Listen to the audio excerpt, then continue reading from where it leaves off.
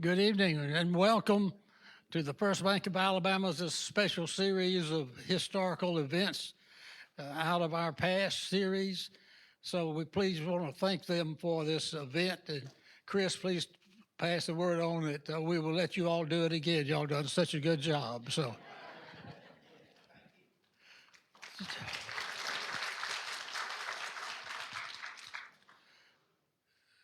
we welcome Ruth Cook back to the Tacoma Library. And today she's going to talk about superstition. And I felt that, this particular program, that nobody in Sylacauga is suspicious.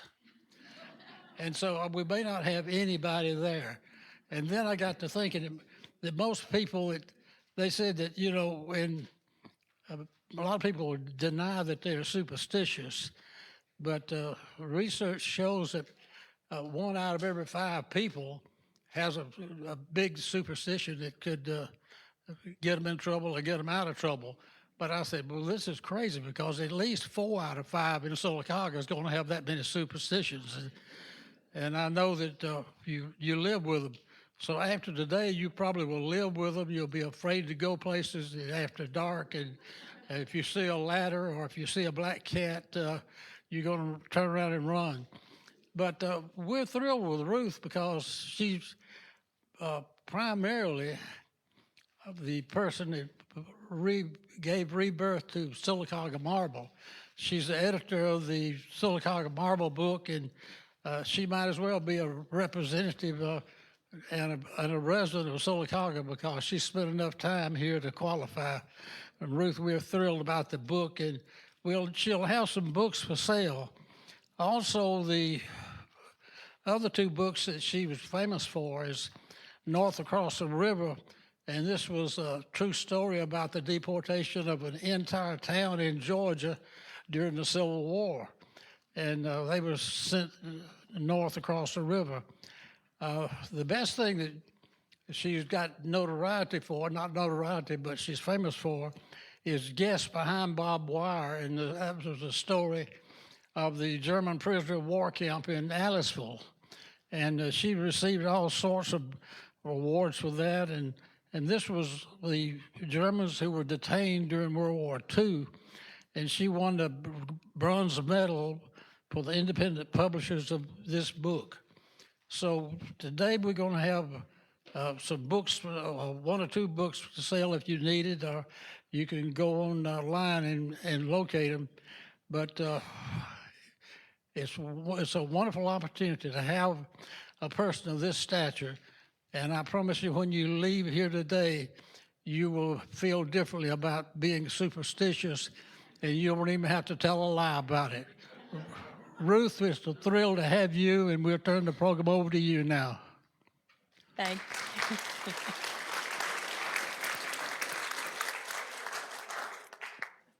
you. Thank you, Ted. It's always fun to be back in Sylacauga. I can't remember, I don't think I could count the number of times I've been here. But today's talk is a little bit off my beaten path. I usually do history stories, and this is history, but it's about all those superstitions. But I do want to say one thing before we start with the program. I want to say that I have these wishes for all of you today and in the future. I hope that on New Year's Day 2024, you were able to eat black-eyed peas and collard greens, or Hoppin' John, or whatever it is you do for good luck on New Year's Day. We're almost to the end of this year, so you know how much good luck you're getting. I also hope that when you woke up this morning, you got out of the right side of your bed. Now you can define what you mean by the right side, but got out of the right side of bed. And when you went outside, I hope that you did not see a murder of crows up on top of your roof or in a tree in your yard. Now we have, herds of cattle and gaggles of geese and all these different, designations. But when you talk about a bunch of crows, it's a murder of crows. Creepy. Now, as you were driving here, I hope that you either spotted a bright red cardinal, which is considered good luck, or a ladybug landed on your windshield, that's also considered good luck. And when you walked from your car to the library, I sincerely hope that not one person who's here stepped on a crack. Okay? So let's go ahead with this program and we'll see what we can find out. And I've got to figure out which one of these. There we go. Now, according to a recent poll, there was a poll done a couple years ago in Las Vegas. One of the casinos hired a major polling company to find out what the top 5 most popular superstitions were in the United States. Now, you may not agree with this list. There were a couple I thought, but anyway, do you have any guesses as to what the top 5 were? A black cat? No? No, that I'm going to talk about both of those, but they're not in Las Vegas's top 5. What? Yeah, I am going to talk about that, and that's not in the top 5. So, this is a questionable thing. But anyway, their survey said,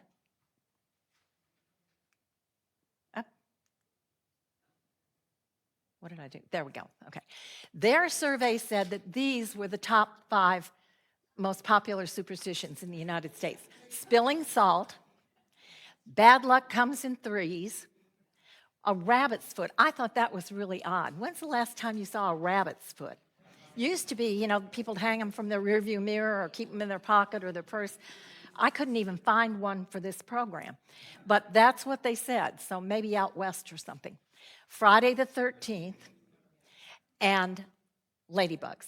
So those were the top 5 that they came across. Now, it was interesting to me that in the report of that survey, 17 states across the United States, including Ohio, Pennsylvania, and Alabama, named spilling salt as their most often mentioned superstition. Now, that I wasn't surprised about. My dad's mother was Pennsylvania Dutch, and she was quite superstitious. And one of her superstitions was that salt shaker thing. I can remember numerous family dinners where if the salt shaker got spilled, she had a remedy for it. I'm going to talk about that in a minute. But this was interesting to me because it was the most popular in these states. I was born in Ohio. All 4 of my grandparents were born in Pennsylvania, and I've lived in Alabama since 1970. So it makes sense that I'm familiar with the salt shaker thing. So, okay, well, let's talk about some of these individually. I love this warning up here at the top. Every grain of salt you spill is a tear you're going to shed later. Now, you have to, with these superstitions, as you may already know, you have to be careful to do the remedies exactly right. You can't just say, oh, I'm going to do this. Now, as far as salt goes, if somebody at your table knocks over the salt shaker, you're supposed to sprinkle some salt in your right hand. Cannot be your left hand. It has to be your right hand, and then throw it over your left shoulder. I didn't realize I had that much. So it has to be right hand over left shoulder. Why? Because back in Roman times, people believed that the demons and the devil were always lurking behind your left shoulder. If you took Latin in school, you might remember the word sinistra, I think it is, which is Latin for left. And notice our word sinister, which means kind of creepy, comes from that. So it's still, the devil's behind your left shoulder. Now, over here on the right, I have a cutout from Leonardo da Vinci's painting of the Last Supper, which was done between 1495 and 1498.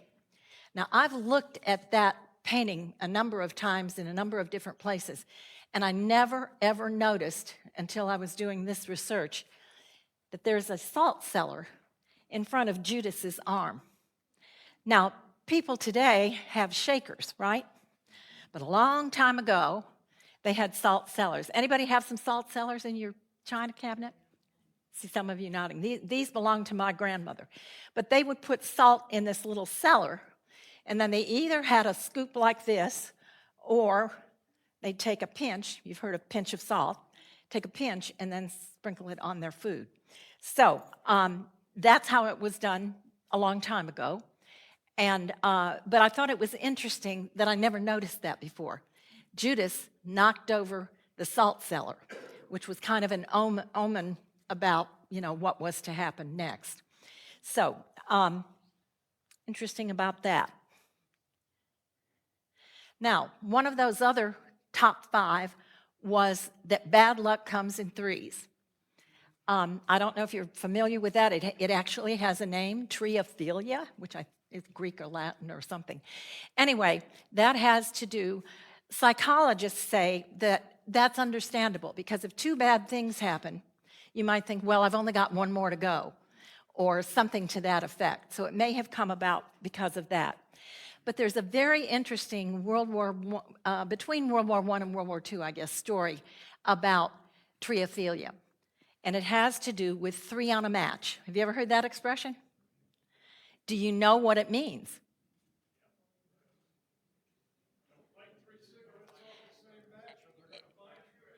Exactly. That's exactly what it is. And that's why I have these fellas over here in their hard hats down in the trench. Because the theory was that if you lit a match, think about this. If you were down in one of those trenches during a war, and you lit a match, and you had it burning long enough for one person to light their cigarette, second person to light their cigarette, third person to light their cigarette, the sniper in the enemy across the way has time to see the light, pick up his weapon, aim, and shoot. So the theory was that third person who got their cigarette lit was probably going to be the one who got shot. So interesting. But the background of this is even more interesting. I don't want that to burn. Because there was a Swedish businessman named Ivar Kruger was his name. And he happened to own a match factory. So when this superstition started about 3 on a match, he thought, well, that's great for me. I want people to only light 1 cigarette on 1 match, and then I'll sell more more matches. So the rumor was, at least during World War II, that Ivar Kruger was the one who had promoted that. Okay, so that's bad luck comes in threes. And then we have that rabbit's foot. Now, there are some interesting stories with this too. Rabbits have always been considered good luck. They're prolific and they're cute and all of that. So we've always kind of thought that rabbits were good luck. And somewhere along the line, people decided that a rabbit's foot was good luck. And that if you rubbed that rabbit's foot before you made a big decision, you'd make a good one. But there's more to the story than just that. It couldn't be just any old rabbit's foot. It had to be the left hind foot of a rabbit, and preferably the left hind foot of a rabbit that had been killed on top of the grave of an evil outlaw. So, in 1885, when Grover Cleveland was elected president, one of his constituents presented him with a rabbit's foot. And he said, this rabbit's foot is going to be lucky for your presidency because I took a rabbit and I went to Missouri and I killed it on top of Jesse James' grave. So that's what he gave Grover Cleveland. Another story along with this, Teddy Roosevelt also received a good luck rabbit's foot with a gold inlay when he became president, and his was given to him by John L. Sullivan, who, if you know way back history, he was a prize fighter. Anyway, he gave him one. FDR was also superstitious. All through his campaigns after 1930-something or other, he carried a rabbit's foot in his pocket. So that's rabbit's foot, and I love the cartoon over there. Okay. So now we come to triskaidekaphobia. That one I can pronounce. And triskaidekaphobia means what? Fear of the number 13. Don't like that number. So there are a couple of origin stories about this. One of them is that Loki, who was a kind of a trickster god in the Norse pantheon of gods, he loved to come in and stir up chaos and just mess up for fun anything that was going on. So when Odin and Thor decided to have a huge banquet at Valhalla, they invited 12 other gods to come and celebrate with them. Their mistake was they didn't invite Loki. So when he crashed the party, he was the 13th person to come to the party, and he created a lot of bad chaos. So that's one theory. The other theory goes back to that painting of the Last Supper. And according to some historical records anyway, Judas was the 13th person to arrive at the Last Supper. There was Jesus, and then there were the 12 disciples. But that 12th disciple made 13 people there, and Judas was late. So those are two origin stories having to do with the number 13. But that superstition has hung on for a long time. You've probably noticed this. The Otis Elevator Company reports that 80 to 90% of the elevators they have installed in skyscrapers and large hotels, this is across the world, not just us in the United States, do not have a 13th floor. Have you ever noticed that? You get on the elevator and there are the buttons, and it skips from 12 to 14. Some places don't have rooms with 13. You know, we still definitely avoid the number 13. And I can honestly tell you that there's at least one person in this room that I happen to know avoids the number 13. So, okay, that's triskaidekaphobia. But now there are some people who are not only not afraid of the number 13, but they like it. And one of those people, interestingly enough, is Taylor Swift. She was, as it says here, born on December 13th. The article I read didn't say what year, but she was born on December 13th. She turned 13 on a Friday the 13th. And she said in a recent interview that every time she's ever won an award, she's been seated in the 13th seat, the 13th row, the 13th section, or row M. And if you count the alphabet, row M is the 13th letter of the alphabet. So she's perfectly comfortable with the number 13. And so are these three well-known athletes over on the right. Dan Marino, who was the Miami Dolphins quarterback, St. Louis Rams quarterback Kurt Warner, and basketball legend Wilt Chamberlain, all three of them wore the jersey number 13 and didn't think a thing about it. So some people are comfortable with these things. But now we can take this one a step farther. And I'm not sure I can pronounce this. Paraskavidekatriophobia, maybe. Anyway, it's not only a fear of the number 13, it's a fear of Friday the 13th. There are people who won't go to work on Friday the 13th, won't get out of bed on Friday the 13th because they're afraid of what that day is going to do. I didn't know until I did this research that any given year, in the past, in the present, or going forward, in any given year, there will be 1 to 3 Friday the 13th in any given year. I did not know that before we did this. But in 2024, you've already weathered one of them. But watch out, you still have December the 13th coming, which is a Friday the 13th. And in 2025, now there were 2 in 2024, but there's only one you have to worry about in 2025, and that is June 13th, which is a Friday, okay? Okay, now the fifth and last of those supposedly most popular superstitions in the United States has to do with ladybugs. And they're cute, they're pretty. And by the way, that reminds me, I didn't mention that on the ends of all of your tables, there are some 3x5 cards that have either ladybugs or 4-leaf clovers on them. If you have a family or a friend tradition, superstition that I don't cover today, and you'd like to share that with me, you're perfectly welcome to write it down on one of those cards. And if you would like to know the origin of it or some of the funny stuff about it, put your email and I'll get back to you with it, okay? So they're there if you want to use them. But let's talk for a couple minutes about ladybugs. There's an interesting origin story behind this. You know, you've heard about the locusts coming in and ruining crops. There were a lot of other predatory bugs that would show up and just, eat their way through farmers' crops. And as the story goes, back in medieval times, there were some farmers who prayed to the Virgin Mary to protect their crops from these predatory bugs.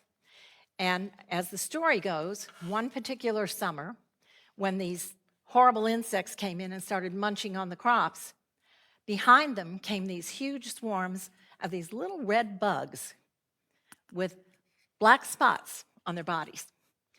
And they ate all the bad bugs. And so the farmers began to refer to them as the beetles of Our Lady, because they had prayed to her for their crops to be saved. And eventually, the beetles of Our Lady became ladybug. So that's where we supposedly get that. Now, there are a number of superstitions related to ladybugs.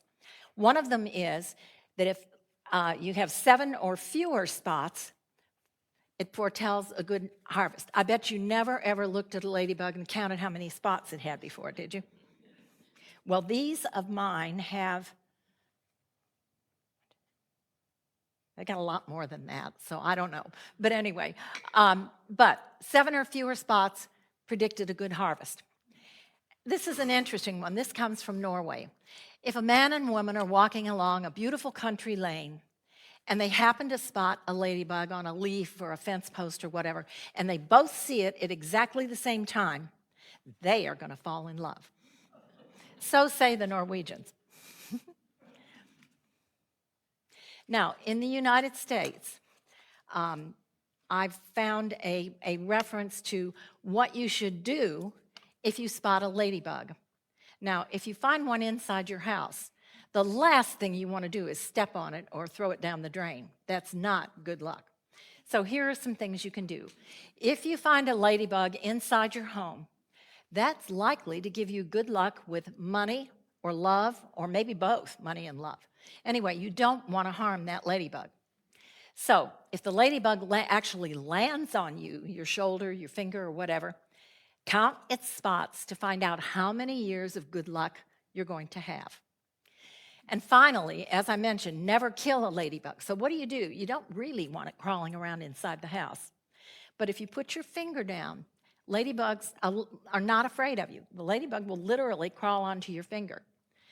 Go outside, find a bush or a tree with a live leaf, not one that's on its way out like the ones that are drooping right now, but find a fresh green leaf and slide that ladybug right onto that leaf, and your good luck will continue. So say the myths. Okay, so those were the 5 that Las Vegas claimed to be the most popular.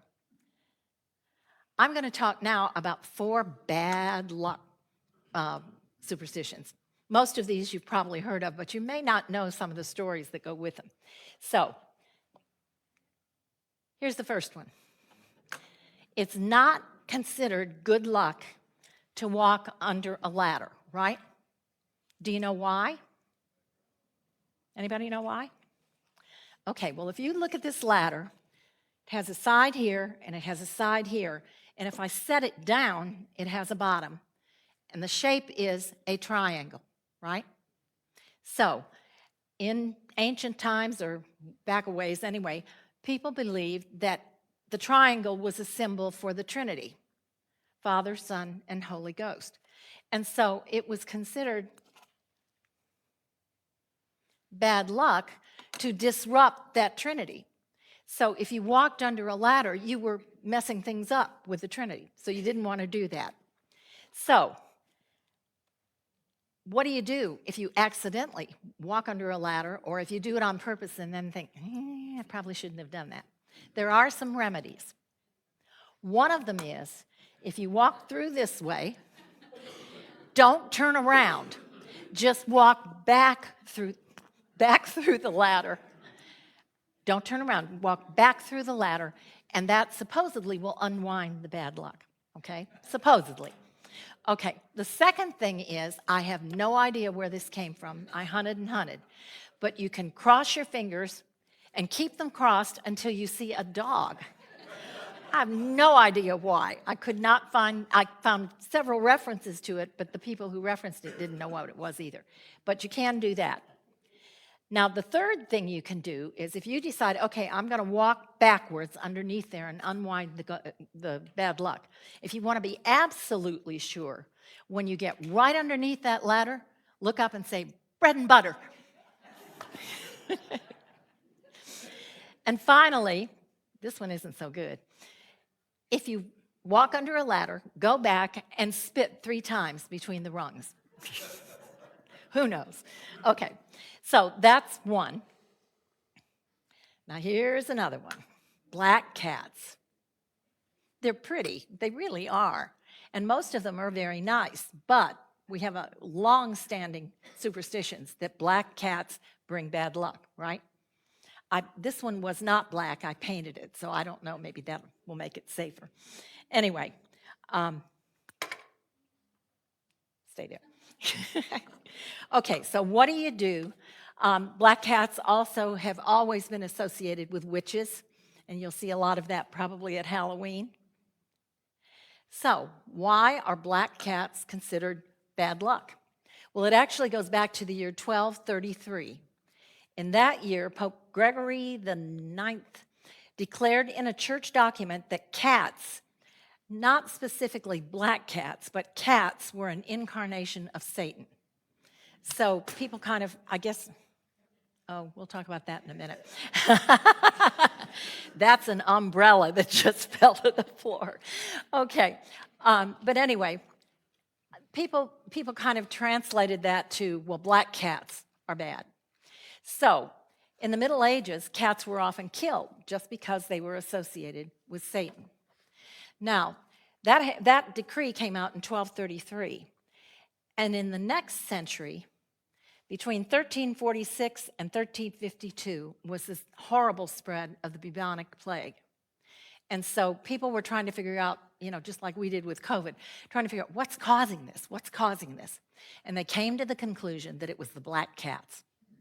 So they were running all over Europe, killing every black cat they could find, because they thought that's what was bringing the plague. But there's a bizarre irony here, right? If you think about it, what really caused the plague? Right. And what kills rats? Cats. So they were off with that one. But in some parts of the world, particularly Egypt, I found, black cats are considered good luck, and in several other countries around the world. I also found out that Edgar Allan Poe had a black cat that he was very fond of, and he had named it Pluto. Now, here's another one. What's problematic about that slide? That umbrella is inside. And when you have an umbrella, you do not want to open it inside. Now, I tried to find a witness when I did this morning, and you all were busy. But I actually took this umbrella outside the door out here, and I opened it outside before I brought it in. So it's okay. But this one over here that fell down is another story. Let me get it on the right page.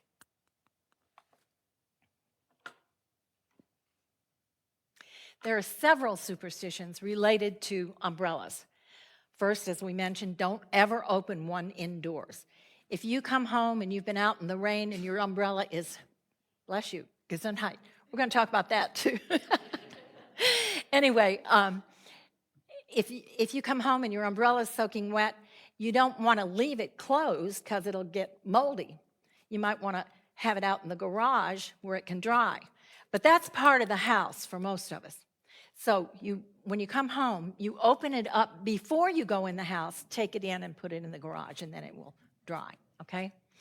But one of the reasons why it's considered dangerous to open an umbrella indoors has to do much more with this guy. This is a typical umbrella from the 18th century in London, Paris, other major cities in Europe.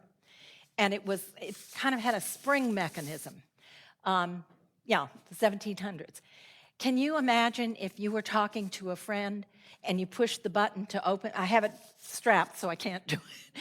But if you pushed the button to open it, you could seriously hurt that person. Maybe put their eye out, or you might knock over some priceless china or crystal or something.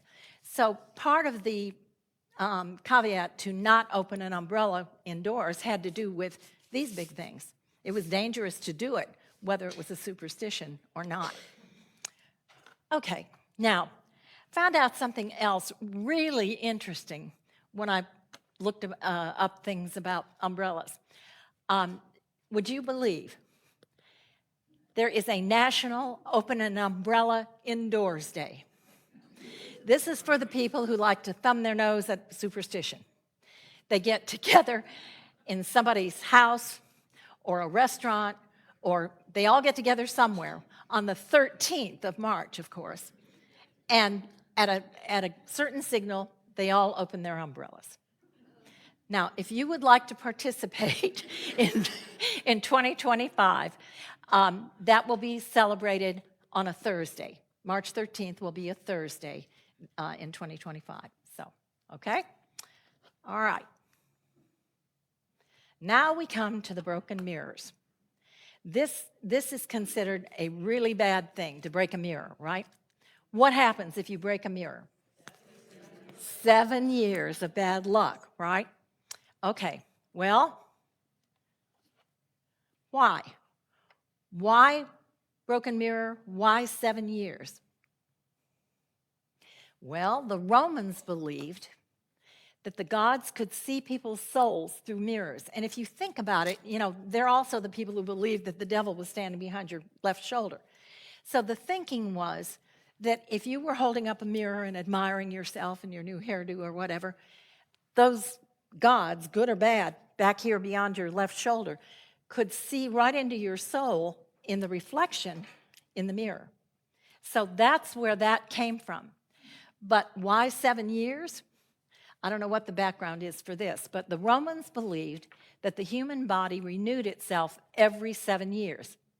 And they also believed, this is why they believed, that if you broke a mirror, you only got 7 years of bad luck. Because at the end of the 7 years, your blood system, your muscles, everything was going to rejuvenate. And when it did, the bad luck would go away. So that's where that came from. Now, there are several remedies. Hello? There are several remedies for what to do if you accidentally, or even on purpose, in anger or whatever, break a mirror inside your house.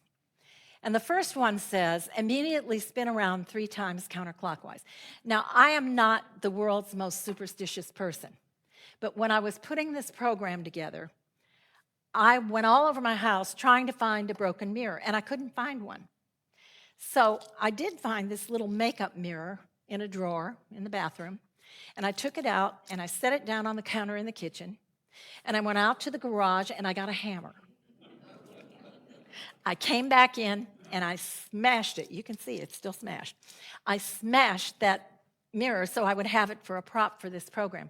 But I kid you not, after I did it, I turned around three times, and it has to be counterclockwise. It cannot be this way. It has to be that way, okay? So there are some other remedies there, too. You can grind a mirror down to fine powder and then bury it, preferably in your backyard. You can, I have no idea who came up with this.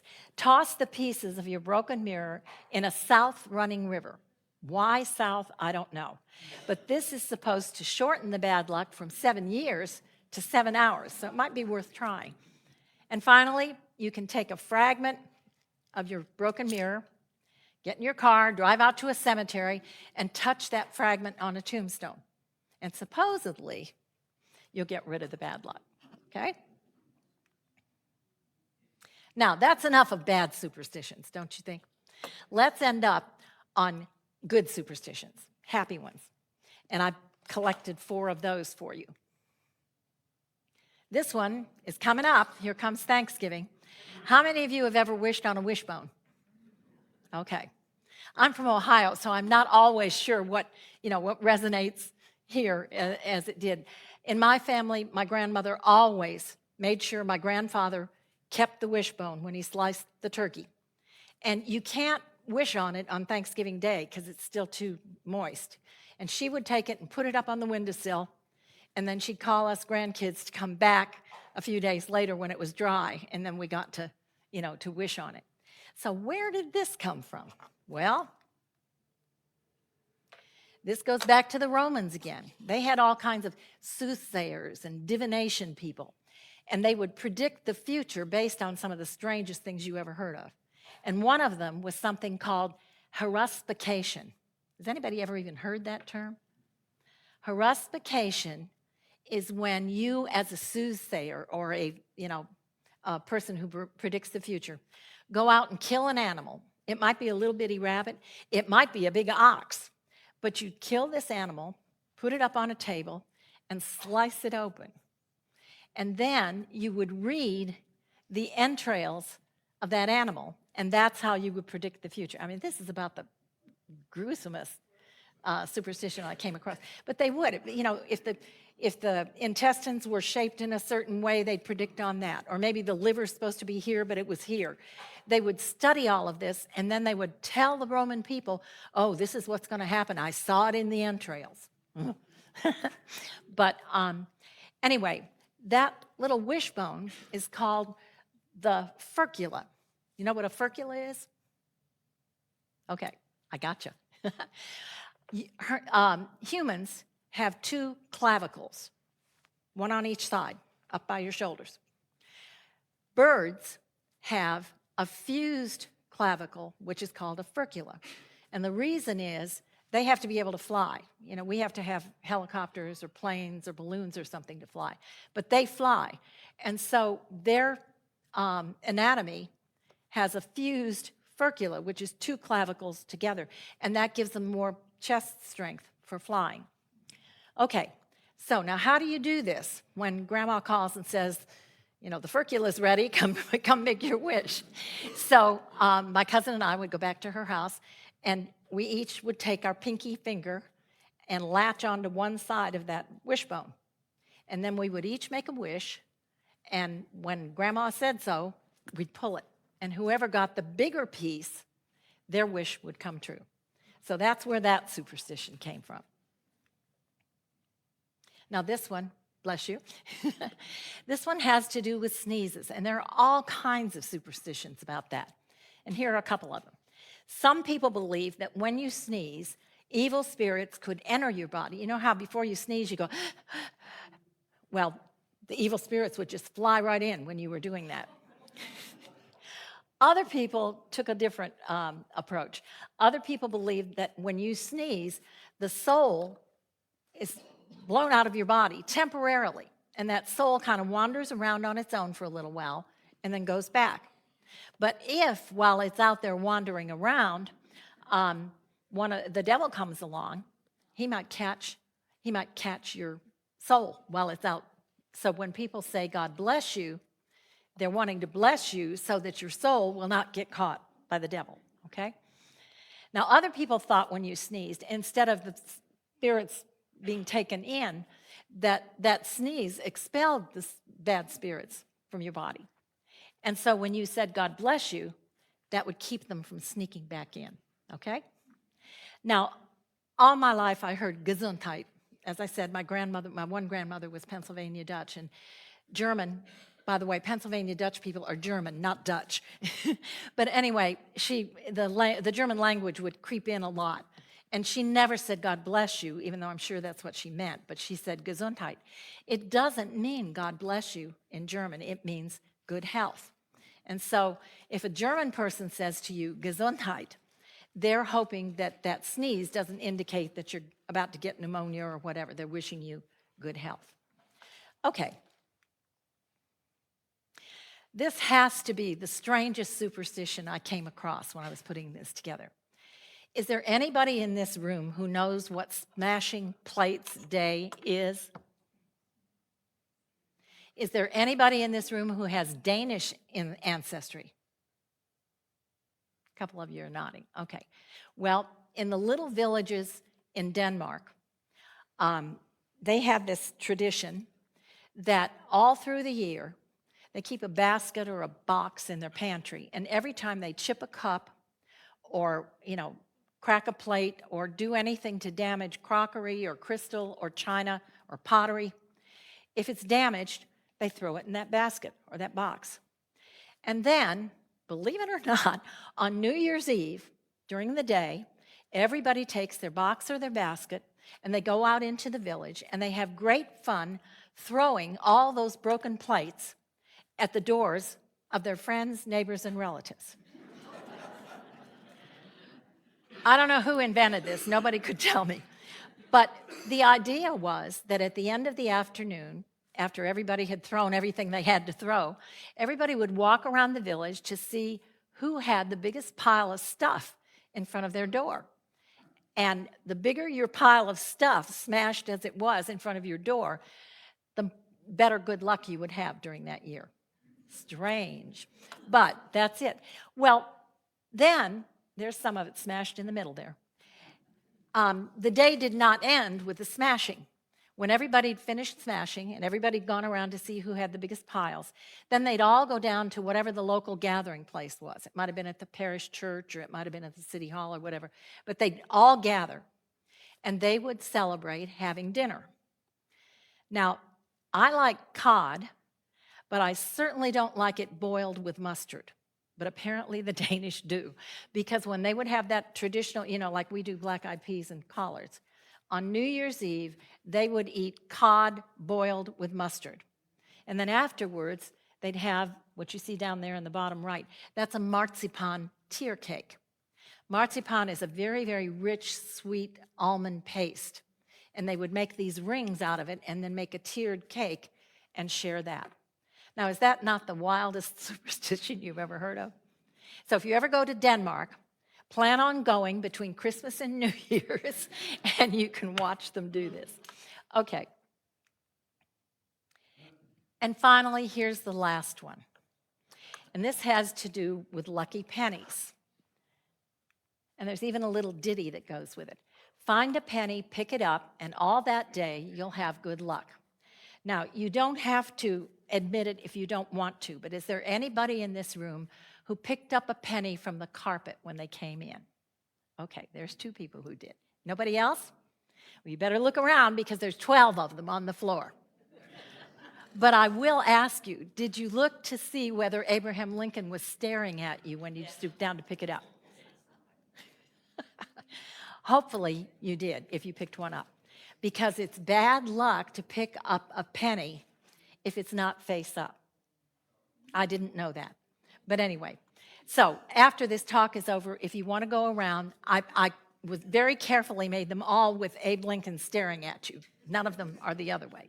You're welcome to try to find the pennies. Okay. Ancient people believed that any kind of metal coin was good luck.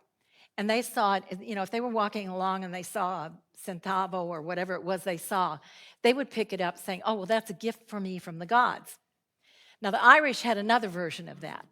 If the Irish were walking along and they saw a penny or whatever their smallest coin is, they would pick it up, spit on it, and then throw it in the closest bushes. Now, why did they do that? Well, guess who lives in the bushes by the sides of country lanes in Ireland? The fairies and the leprechauns, right? So their thinking was, spit on this, I'll throw it there, and it's like paying the fairies and the leprechauns to give them good luck. So that's where that one came from, okay? So I think that's 4. Yeah, these are the American instructions. Only pick it up if the face is up. Remember that. Carry the found penny. You can put it in a jar. I have one here. Keep it in your kitchen for good luck. Or you can give it as a gift in a purse or a wallet or something like that. I did not know that when I moved to Alabama. In Ohio, maybe it was a superstition there, but I never heard it. But I gave a friend a really pretty little pocketbook, at, I don't know, for some reason, a birthday party or something. And when she opened up the gift, she was looking all through it, and she said, "There's no penny in here." And I looked at her, what do you mean there's no penny in here? She said, "Well, you cannot give me a pocketbook and not put a penny in for good luck." So I hurried up and found a penny and gave her that. So I had not known that. Now, I don't know if I mentioned it back when I was talking about umbrellas, but it's bad luck to open an umbrella on a ship. Don't know why, but you're not supposed to do that. It is also bad luck to toss a penny overboard. So if you're going to wish on a penny, don't throw it overboard when you're on a ship, okay? I think that's, come on. Okay, these are a couple of later ones. Once I put this program together, I noticed a few more that I thought were interesting, and I'll just quickly share those with you. And if any of you have questions or comments, I'll be here for a bit afterwards. This is my older son's favorite one when he was a child. If he saw a cemetery coming up and we were in the car, he'd hold his nose till we got to the other side of it. I see a lot of you nodding at that. That's fairly common. Did he lift his feet up? Huh? Did he lift his feet up? I don't remember that he did. Is that part of it too? Well, in the movie A League of Their Own, they passed the cemetery, they did that and lifted their feet up. Okay. I have that one on Plex. I'll have to go back and look at that. So, okay. Now, this is another from my Pennsylvania Dutch grandmother. She truly believed that if you were going to sneeze, it better be 3 times, because that was good luck. If it was more than that or less than that, you were in trouble. She was a character, lovable, but she was a character. Now, my 2 sons are very, very much into race car driving. They love it. Scares me to death, but they love it. And when I was working on this program, they reminded me that I needed to tell you that if you go to a racetrack, car racetrack, never wear green, never root for a car that's painted green. In other words, green is bad at the racetrack. So, and I did not know that. And finally, these 2. What happens if you step on a crack? Break mama's back. So you have to be careful about that. And then this last one over here, I had never heard this before, but my younger son kind of likes Las Vegas. And he likes to play the slot machines, not to any great extent, but he always wants to play them. And so he told me, he said, "Well, do you know the one about the slot machines?" And I said, "No." And he said, "If you're going to play the slot machine, we used to do it this way. Now you push buttons. But either way, if you are right-handed like I am, you should do it all with your left hand." Now, my younger son is left-handed, so he pushes the buttons or pulls the lever or whatever with his right hand. So you never know. So I hope that you learned a few things this afternoon. I am not sure quite what the value is, but I think you learned a few things. It's interesting to find out where these various superstitions that we have come from. And I do wish you all a happy Halloween. Thanks for coming.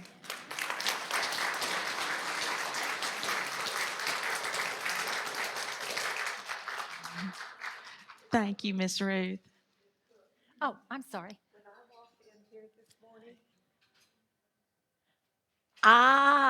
She found a penny. Congratulations. And you're Irish. Well, you better go out in the bushes and spit on it. I'd rather give it to her. I'm going to give it to you. Okay, and I'll put it back in my jar, and I'll use it in Chambers County tomorrow. God bless. Thank you so much. Thank you, Miss Ruth. So,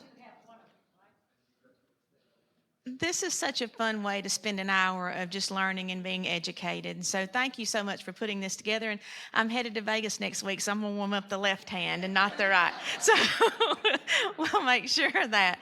Thank you all so much for coming. We're so thankful for Miss Ruth, somebody that loves Sylacauga and has spent so much time here working on her book and interviewing people and getting to know so many people from Sylacauga. And I like to think that's why she loves us so much, is because she's met so many of you that she interviewed for her book. We do have some books here for sale. We have some at the front desk if anybody is interested. This is Miss Ruth's History of Sylacauga Marble book. If you do not have one while she's here today and you'd like to buy one, I'm sure she probably wouldn't mind autographing that for you. So if you want one of those, you can get one at the front desk of the library. But again, thank you all so much, and thank you for putting such a good program together for us today. You always do a great job. Does anybody have a question or a comment for her before I disband?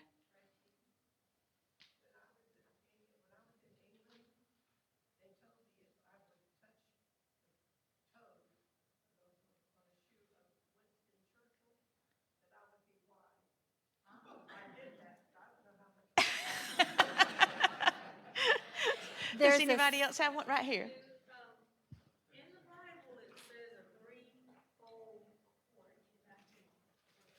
A green what? Oh, threefold. Yes, I was just want to comment about the people traveling in threes.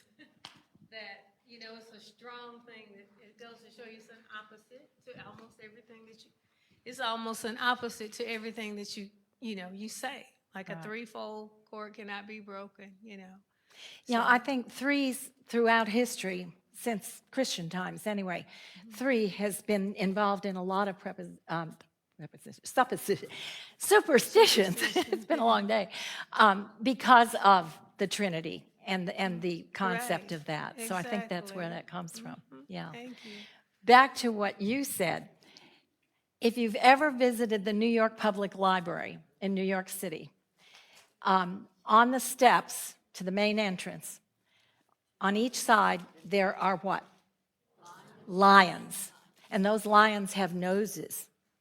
And theoretically, if you rub the nose of one of those lions, you will also be wise. So. We have a lion marble sculpture upstairs in the children's department, and we noticed that his nose stays brown a lot where people like to rub it, so we have to clean it quite regularly. So that must be why. That could be why. That could be why, yes. Thank you all again Thank so you so much. much. Thank you, Miss Ruth. Thank you so much to the bank. Thank you to Miss Jane and Mr. Chris for always working our table, to the hospital for the great cookies. And next week, we finish up with Dolores Hydock, and she's always a wonderful program, so we look forward to seeing you all next week. Thank you. You did a great job.